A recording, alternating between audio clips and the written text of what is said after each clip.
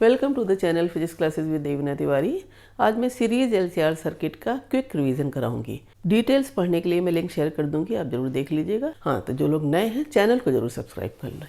Series LCR circuit में coil, capacitor, register तीनों series में जुड़े हुए हैं। एसी वोल्टेज सोर्स लगा हुआ है। कंबाइंड हिंडरेंस को इम्पीडेंस कहते हैं और इम्पीडेंस का रिप्रेजेंटेशन Z से करते हैं। Z इक्वल टू क्या होता है, √R² plus XC minus XL का होल स्क्वायर। ये XC कैपेसिटी रिएक्टेंस है और XL क्या है, इंडक्टिव रिएक्टेंस। इस Z को कैसे निकाला जाए, इम्पीडेंस का डेरिवेशन बहुत पूछा जाता है, 3 मार्क क्वेश्चन है। कैसे निकालते हैं? रजिस्टर में करंट और वोल्टेज सेम फेज में होती, यही एक वेक्टर अलोंग एक्स एक्सिस ले लिया गया। कॉइल में 90 डिग्री लीड करती है तो वोल्टेज अक्रॉस कॉइल 90 डिग्री ऊपर बना दी गई। इसी तरह कैपेसिटर में करंट से वोल्टेज 90 डिग्री लैग करती है तो कैपेसिटर के लिए बना दी गई। अब एक छोटा और एक बड़ा वेक्टर तो लेना ही पड़ेगा, नहीं तो ये दोनों अगर बराबर होंगे तो एक दूसरे को कैंसिल कर देंगे। तो Z निकालने के लिए आपने मान लिया कैपेसिटर के क्रॉस वोल्टेज ज़्यादा है तो नेट वोल्टेज कितनी हो गई, V0C माइनस V0L। अब इस वाले वेक्टर का V0R से रिजल्टेंट आएगा तो जो रिजल्टेंट वेक्टर है ये ब्लैक V0S से लिखा है, ये क्या है, अप्लाइड सोर्स की पीक वैल्यू, उसकी वोल्टेज की। ये वोल्टेज देखिए करंट से फाई नीचे आ रही है ना, यानी जब भी किसी भी सीरीज LCR सर्किट में voltage across capacitor voltage across coil से ज़्यादा होती है, मतलब capacitive reactance greater than inductive reactance, तब सर्किट का नेचर कैपेसिटिव होता है। उस समय करंट वोल्टेज से फाई आगे होती है, लीड करती है, या वोल्टेज करंट से फाई लैग करता है। इसी बात को हम कैसे निकाल सकते हैं इम्पीडेंस के डेरिवेशन में, कि ये रिजल्टेंट को पाइथागोरस से ले लिया गया तो यहाँ पर ये O से इधर की तरफ वेक्टर ये V0R ही तो है और ये वाला वेक्टर NM वही तो है जो O से O' है, V0C माइनस V0L। उसी को आपने यहाँ लिख दिया और V इक्वल टू IR होता है तो यहाँ पर IR लिख दिया गया। V0C I0XC V0L I0XL, इससे आपके पास आ गया इम्पीडेंस की वैल्यू। अब इसी इम्पीडेंस से सीरीज LCR सर्किट से क्विकली आप हर सर्किट का फॉर्मेट कैसे रिवाइज कर सकते हैं। देखिए Z का फॉर्मूला तो पता चल गया। सबसे पहले ले लेते हैं कि अगर सर्किट जिसमें किसी इंस्टेंट पर करंट और वोल्टेज की इक्वेशंस लिखी हुई हैं, वोल्टेज प्लस माइनस फाई लिखा गया है, तो अब हम मान लेते हैं कि हर सर्किट के लिए जितने भी टाइप के AC सर्किट हैं उनमें Z है peak value of the applied voltage source की upon peak value of current. अब सीरीज LCR सर्किट की इम्पीडेंस की वैल्यू पता चल गई है तो अलग अलग एलिमेंट्स ले लिए जाएं या दो के कॉम्बिनेशन ले लिए जाएं तो सारी इम्पीडेंस, फेज, ये सब कैसे निकालेंगे क्विकली समझ लेते हैं। देखिए इम्पीडेंस होती क्या है, अप्लाइड सोर्स वोल्टेज की पीक वैल्यू अपॉन करंट की पीक वैल्यू, और यही Z है √R² plus XC minus XL का होल स्क्वायर। अब अगर कोई सर्किट है जिसमें सिर्फ रजिस्टर है और उसमें AC सोर्स वोल्टेज अप्लाई कर दी गई है, मतलब कौन कौन नहीं है, कॉइल और कैपेसिटर, तो लिखा है for only registry circuit, pure registry circuit है, ओनली R लिखा है। तो Z इक्वल टू हिंडरेंस क्या होगी, वही जो R डालेगा, तो Z इम्पीडेंस होगा R। फाई क्या होगा, 0। अब ये याद कैसे करना, यहाँ देखिए R के क्रॉस वोल्टेज और करंट एक ही डायरेक्शन में है, कोई फेज एंगल नहीं है तो फाई 0 हो गया। अब ऐसे ही प्योर L का मतलब है अब इसमें C और R नहीं है। प्योर L के लिए अलग से पूरा वीडियो बना है, पढ़ा हुआ है, लेकिन आप यहाँ पर फेजर यही याद रखो, करंट की ये डायरेक्शन ले लो, एक्स एक्सिस पे तो करंट ही है ना। करंट से voltage across coil 90 degree lead ही तो कर रही है, तो फाई 90 डिग्री होगी, वोल्टेज लीड्स द करंट, और Z इक्वल टू क्या होगा, XL क्या है, इंडक्टिव रिएक्टेंस। ठीक इसी तरीके से कैपेसिटर के लिए देखिए, कैपेसिटर के लिए वोल्टेज नीचे ही तो बनाई गई है, ये करंट एक्स एक्सिस पर है तो वोल्टेज π/2 से नीचे है। थर्ड के लिए क्या करेंगे, L एंड R, मतलब क्या हटा दें यहाँ से, C, L और R दोनों हैं, C हटा देंगे तो हम ये C हटा दें। अब इसका रिजल्टेंट कैसे बनाएंगे, तो हम यहाँ पे बना सकते हैं कि अगर ये करंट है I और ये है V0L, अब V0L है और करंट के पता है तो इसका रिजल्टेंट जो आएगा वही तो होगा ये फेज एंगल, तो ये है फाई। किसके बराबर होगा, यहाँ पर भी हम निकाल सकते हैं tan phi किसके बराबर होगा, ये V नॉट L है तो हम लिख सकते हैं ना V नॉट L अपॉन यहाँ पर और भी क्या है V नॉट R है ना। तो V के टर्म्स में लिखेंगे, फाई देखो यहाँ पर क्या है एंगल, एंगल की कोई यहाँ पर V हो तो नीचे भी V हो, इसीलिए हम क्या लेंगे V नॉट R, V की यूनिट कट गई।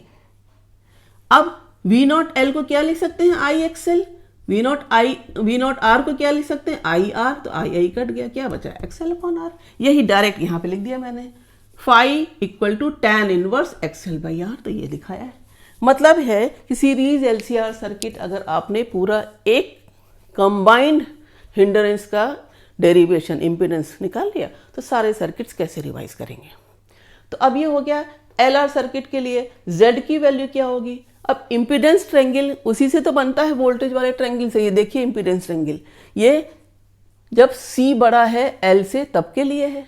यहाँ पर क्या होगा इम्पीडेंस ट्रायंगल में, तो यही चीज़ क्या हो जाएगी Z, यहाँ क्या है R, यहाँ क्या है XL, यही इम्पीडेंस ट्रायंगल में जान लीजिए R XL और ये Z हो जाएगा।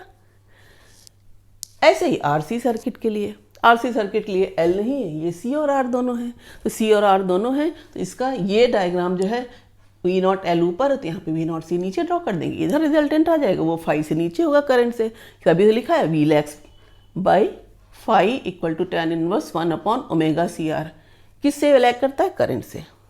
तो तभी लिखा है कि RC सर्किट में Z होगा under root R square plus XC square. इसका डायग्राम बना के बता दूं, देखिए कैसे बनेगा। I और V नॉट R हमेशा सेम फेज में है तो आप ऐसे बना लेते हो, एक्स एक्सिस के अक्रॉस I नॉट और V नॉट R। अब Y एक्सिस में नीचे की तरफ होगा ना V नॉट C, तो आपने बना दिया V नॉट C। रिजल्टेंट क्या आएगा, ये आया, ये V नॉट ऐसा है सोर्स के applied voltage.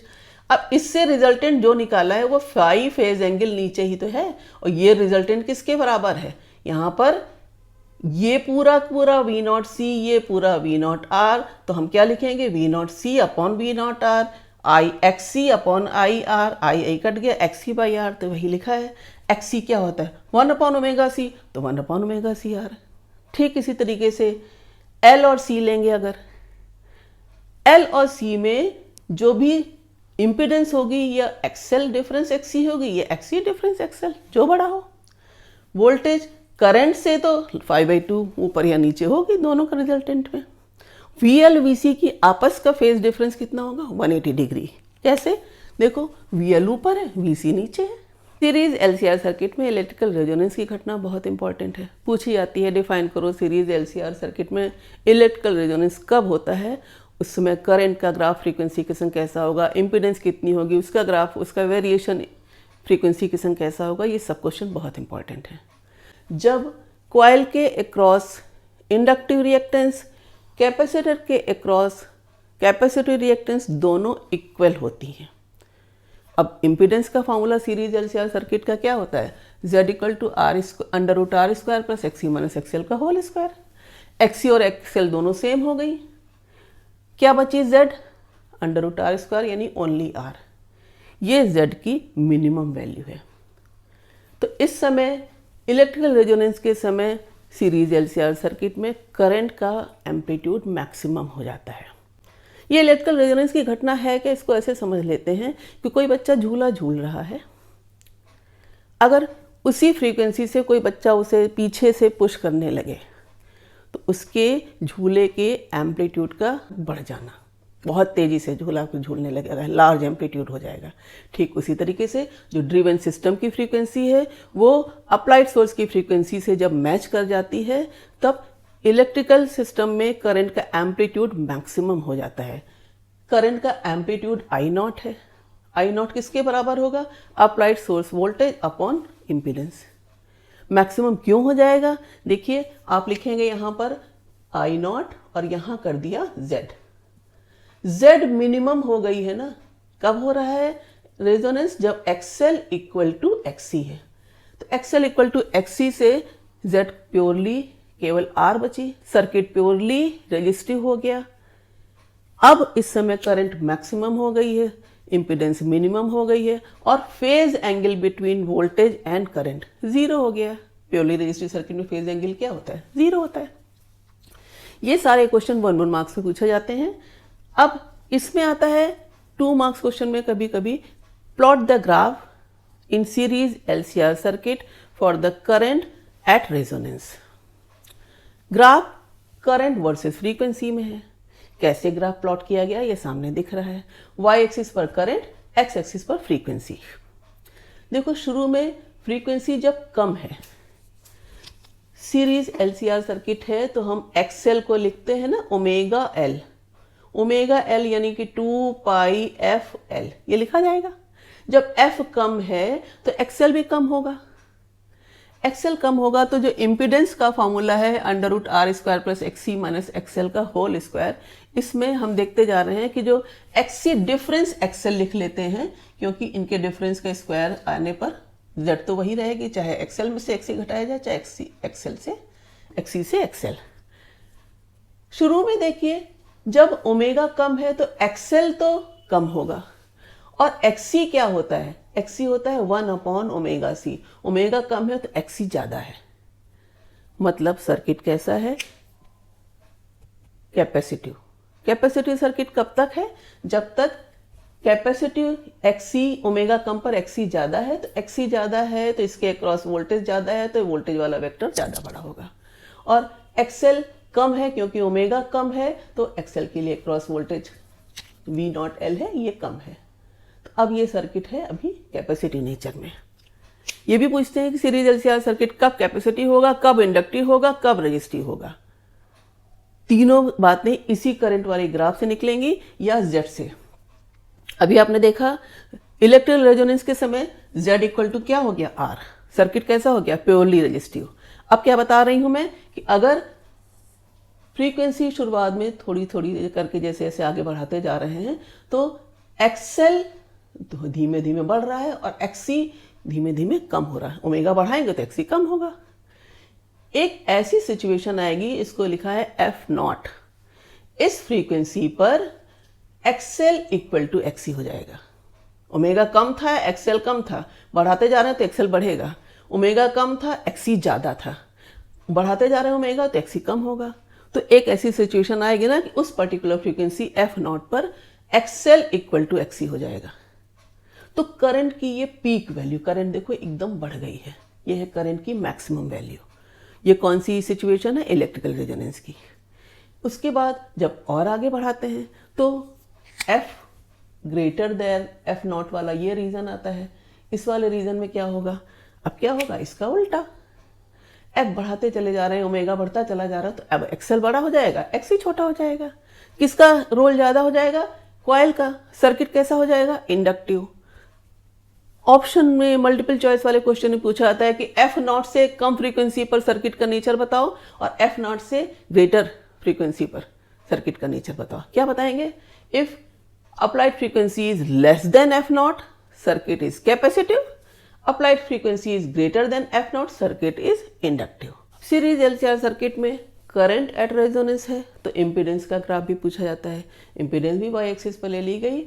Current resonant frequency पर मैक्सिमम है तो इम्पीडेंस मिनिमम होगी।